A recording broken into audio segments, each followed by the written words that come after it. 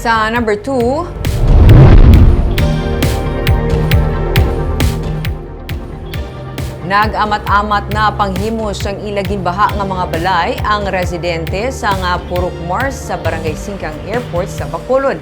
Iban sa ila, dinikada na nga nagapuyo sa kilid sang suba, gani na anad na sa kasubong nga sitwasyon. May report si Romeo Subaldo. Basta no tay.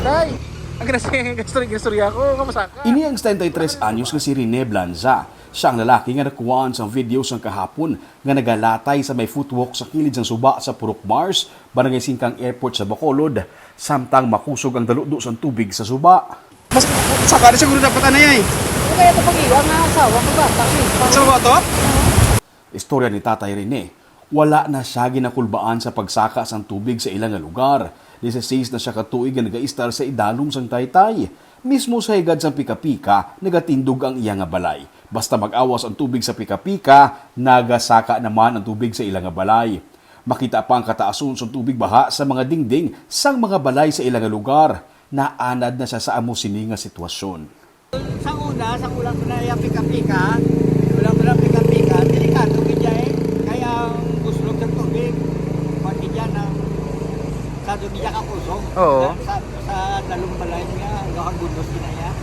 Pero subong may pika-pika na, matako gid ba sa part sa balay namon, pero wala. Siya matamaan, Ken?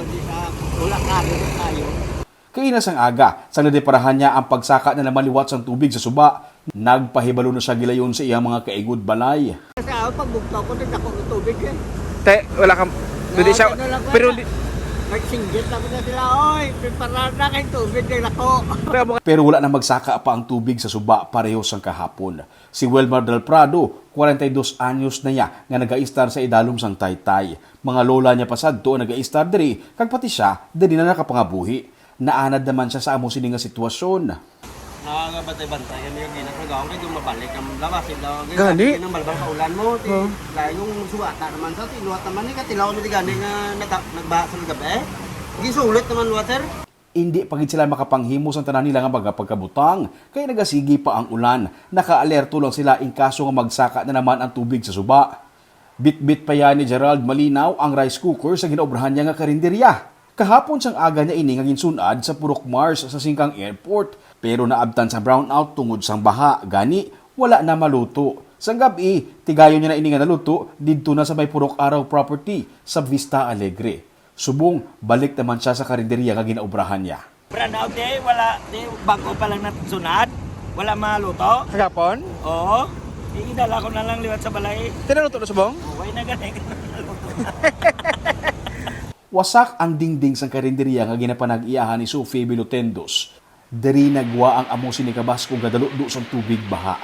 Yara na hamtang sa entrada mismo sang Purok Mars ang kalan-an.